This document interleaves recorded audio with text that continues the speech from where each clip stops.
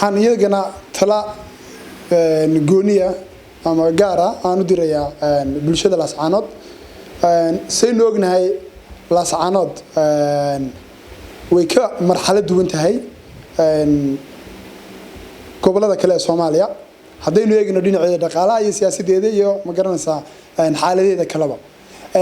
haddaan xoogaa ku noqono Laascaanood waxa laga isticmaalaa lacagta shilin Soomaaliga oo waxay dhinaca kala mid tahay gobolada ma garanaysaa kale ee Soomaaliya kala mid tahay laakiin dhinaca siyaasadda waxa joogto oo ka talisa Somaliland shilin Somaliland kuna ama isaguna ma soo dhaafo ma garanaysaa aynaba oo Laascaanood waxba laga iibin maayo waa lagu sarrifayaa marka waxaan isweydiinaynaa maxay tahay sababta dadku ay u qaadan waayeen shilinka Somaliland ma jacayl la kala jecel yahay baa shilinka Somaliland iyo shilinka Soomaaliya arintu waa maya sidaana maaha arintu kuma dhisna jacayl laakiin arintu waxay ku dhisan tahay labada dekedood ee Berbera iyo Boosaaso arintu waa arin dhaqaale dadka bulshadu iyaga ayaa og meesha maciishadooda ay ka soo iibsanayaan iyaga ayaa xor ah meesha wax ka soo iibsanayaan marka waxa weeye waxay arintu noqonaysaa Berbera iyo Boosaaso Berbera iyo Boosaaso meel kala jecel yahay maya miyay kala dhow yihiin maya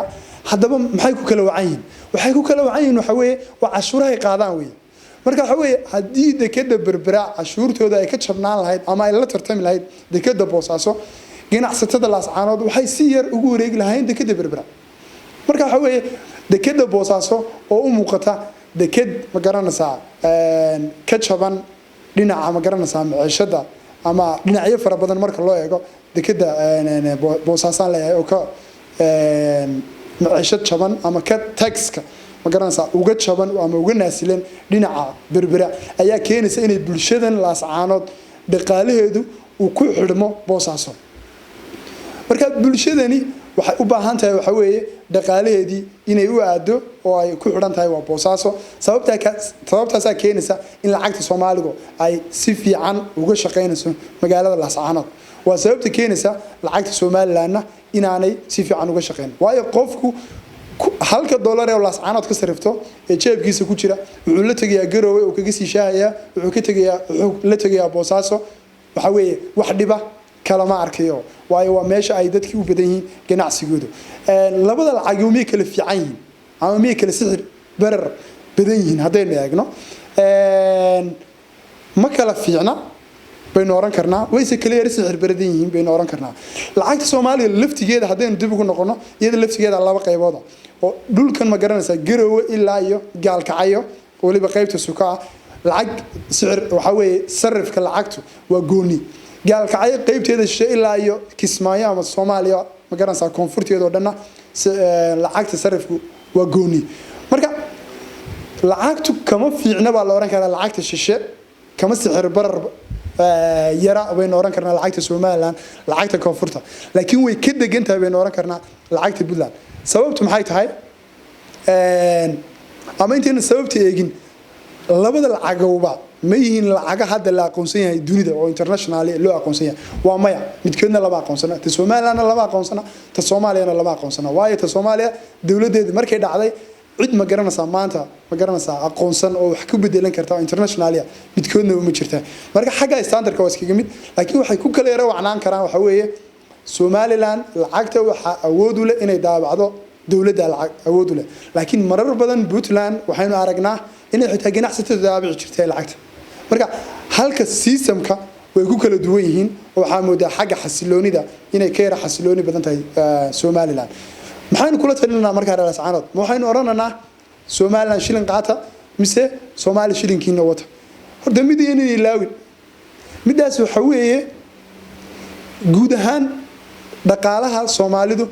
waa dollarized economy baynu oran karnaa dollarized economy waxaan uga jeednaa waxa wax berberinaad wax kaga iibsanaysaa dekedeeda Boosaaso kaga iibsanaysaa Muqdisho kaga iibsanaysaa Kismaayo kaga iibsanaysaa waa dollar dhaqaalihiisu gebi ahaanba wuxuu ku saabsan yahay waa dollarized economy lacagta dollarka ka shaqeysa wixii soo hadhayna waxa weeye waa lacagta digitalka waa ka shaqeysa hadii sahal tahay hadii saa tahay hadii taab tahay aniga kuwa kale hadda la hadlayo inay soo socdaanba marka waxa weeye waxaanu soo sheegnay lacagta Somaliland somehow way ka naasilan tahay ama awooda waxa le xukuumadda kaliya ayaa leh lacagta lagu soo daabacayo marka ma kula talinayna aynu inay lacagtaasi laascaanood ay qaadato waxa weeye waxaan leenahay tijaabiya laakiin baa daba taalo weyn waliba laakiin taas waxa weeye hadday isku daydo laascaanood inay qaadato lacagta Soomaaliland laftigeeda waxa iyada laftigeedu sicir barar ku ridaysaa Soomaaliland sidee bay ku ridaysaa Soomaaliland diyaar miyay u tahay lacagteeda inay soo gaarsiiso laascaanood iyada laftigeedu waxay u baahan tahay lacag fara badan oo ma garanaysaa ka badan lacagta ay hadeer haysato haday u baahan tahay lacagteeda inay soo gaarsiiso halkan marka taasina waa xisaab iyaga u taala reer laascaanoodna waa xisaab iyaga u taala hadii ma garanaysaa waxa weeye dhaqaalahooda ama socio economicooda haday bedelayaan oo ay ka bedelayaan boosaaso oo ay bedelayaan berbera waxa weeye waa mid iyaga mar walba u taala iyo inay mar walba say uga fiirinayeen dadku dhinaca iyaga wixii faa'iido ah baan u maleynaya inay mar walba ka sii fiirinayaan marka waxa weeye gabagabada waxa leeyahay reer laascaanood adkay